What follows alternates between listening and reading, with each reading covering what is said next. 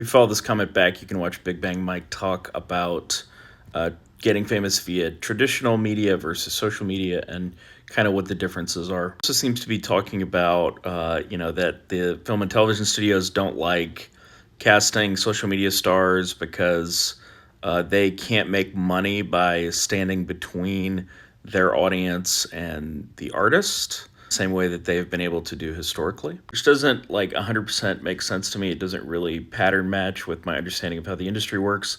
For instance, if you want to go direct to a number of actors, you can do that on Instagram or Twitter, etc.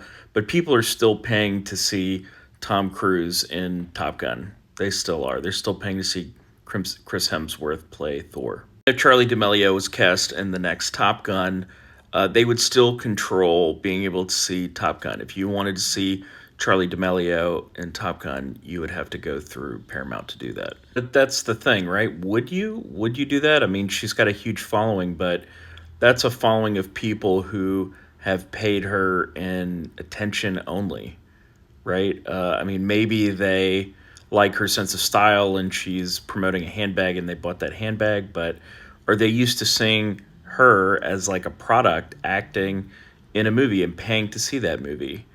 It's sort of a thing where I think people sort of inherently know maybe this person can't act. You know what I'm saying? I just don't think there's a alignment there.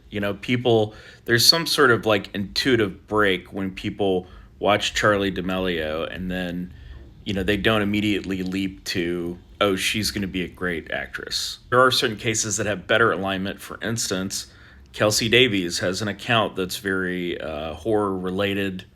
So the alignment between Kelsey Davies and the sort of acting that she does, which is in some cases like, an homage to Pearl, which is a horror film. Her starring in a horror movie, I think makes sense because there's better alignment between her audience and a horror movie starring her because she's kind of doing that a little bit on TikTok every day. If you do something that is radically different than the thing we're used to you doing, you still have to build up your credibility in that space, right? And some people do it and some people don't.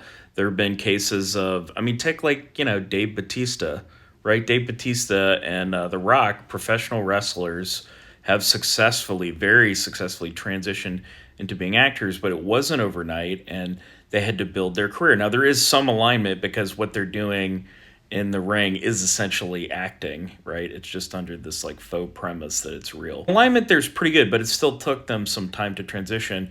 But if you take somebody like Aaron Rodgers, like somebody that we don't know at all for acting, and then try to cast him in a movie as anything but himself, I don't think it's going to be a huge draw. And look, this is something people bring me their packages all the time, and they're like, "Look, I've got this football player starring in my movie." It's like, I mean, there's some value there, but nobody really knows what it is, so people aren't like jumping to pay for it and get that movie made unless they are a megastar like LeBron James or somebody that's just huge, right? But right now, Caitlin Clark is popping off on TikTok and TV and everything else. But, if you cast her in a movie, nobody's paying to watch that movie. Like, she has not proven herself in there. There's very little alignment between what she is going viral for and what she would be doing in a narrative film. I can promise you this, the studios, the streamers would 100% be casting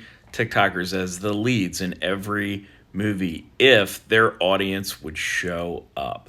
If their audience sold out movies, they would 100% start casting those people. But that has not happened yet. And the few examples of it being attempted, it just seems like they're another kind of famous person who needs to transition in a similar way that like Dave Batista did. How do you do that? Well, you do it the same way that everybody has done it for 100 years. You take a new star and you put them across from an old star, and the old star gives them credibility. That's how it's always been done.